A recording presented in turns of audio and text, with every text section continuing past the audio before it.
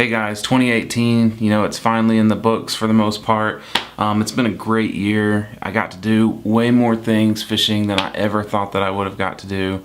This year started off for me and Ryan. We kicked it off down in Florida fishing Lake Okeechobee and Miami for peacock bass, and I just kind of want to highlight some of those trips and show you some of the incredible footage. I caught my PB there. It's definitely a trip of a lifetime and something that I never thought would happen. So here's a little bit of that footage. I hope you enjoy.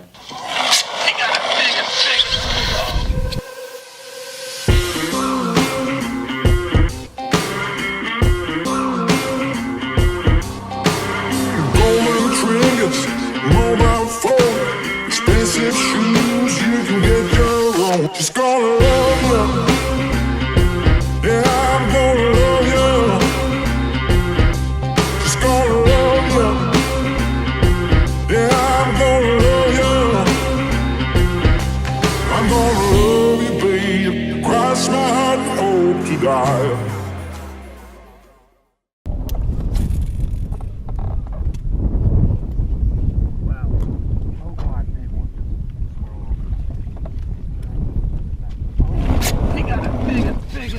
Oh god. Big one. Oh, big one.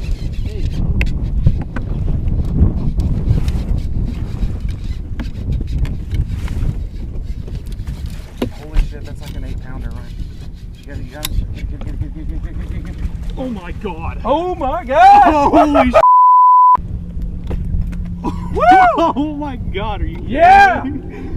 Woo! Alright, as you can tell, I got a little worked up. I was pretty excited when I caught that fish. We hadn't been there on Lake Okeechobee, but seriously, maybe, fishing wise, 30 minutes to an hour at most. So when that fish swirled and I knew, I seen it, I saw that it was a big fish and he came back and got my frog, I was pumped because I knew that was a big fish. So yeah, I was a little excited, a little worked up. But it was fun being in the moment and being down there with a good friend and having something like that happen within the first, few hours of actually being there and on the water and being involved in it all was pretty incredible. And then from there, we went down, later on in the week to Miami, where we got on the peacock bass, and that's something that I had never fished for either. Completely different really than fishing for the largemouth. Just because it was a different environment, Okeechobee, you're out there kind of in the middle of the jungle, so to say. We're down in Miami, it's right in the middle of the city, and there's, the airport's right beside us, there's planes going off, sirens and the whole 9 yards. So it was just, going from, super surrounded by wildlife and nature to being in the middle of a city and fishing for, a fish that's only known to be located in Miami for the United States region. So we'll get into that trip and a little bit of what it had to offer. This is my second P. I broke one off earlier. This one, I think is making up for that. Look at that knot. Oh my God, I love it. Oh, feel it, feel how soft it is. It's so cool. Ooh, that's kind of creepy. Oh, she's beautiful. I don't know what it is, boy or girl, but gosh, she's beautiful. Love it. I'm loving it. Big yeah. Alright, so, Miami again, it was incredible. One thing that was really neat to see is, Miami is known for its canals, right? And that's kind of the area that we were fishing at. We fished in, what was considered, I guess, kind of a small lake, but it had canals and stuff that led off of it.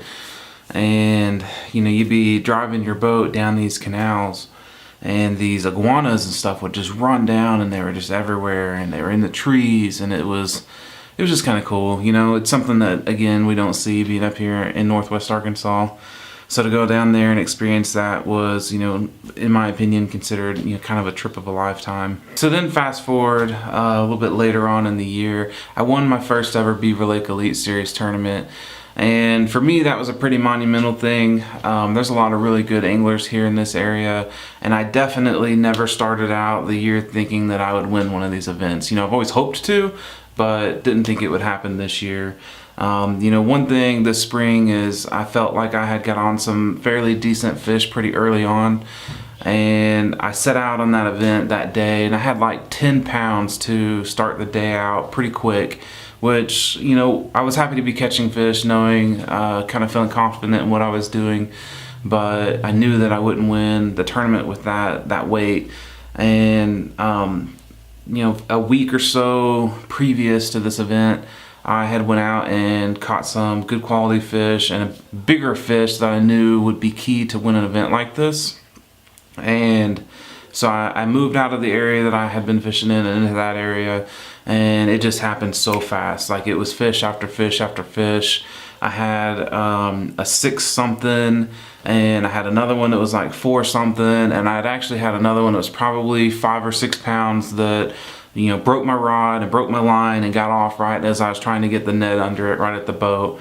And, you know, the day was just pretty incredible, and I had never, you know, expected it to turn out how it did, and it meant a lot to me to know that I went into, you know, this event and had that outcome, and against the great anglers that are in this area. So I was super thrilled, and it's pretty special to me. You know, but these are just a few of the big moments that I've had in 2018. By far, not all of them. You know, 2018's been a great year, and I'm truly blessed to be surrounded by amazing friends and family, and to get to do everything that I've gotten to do this year. I'm truly blessed. If you haven't already, you know, please be sure to subscribe to my channel. It'd mean the world to me. It'll help me grow and help me, you know, hopefully one day to be able to continue to travel and do more of these videos and branch out a little bit.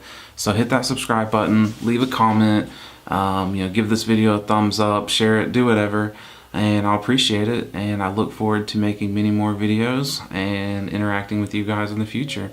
2019 should be a good year, and I'm really excited for it.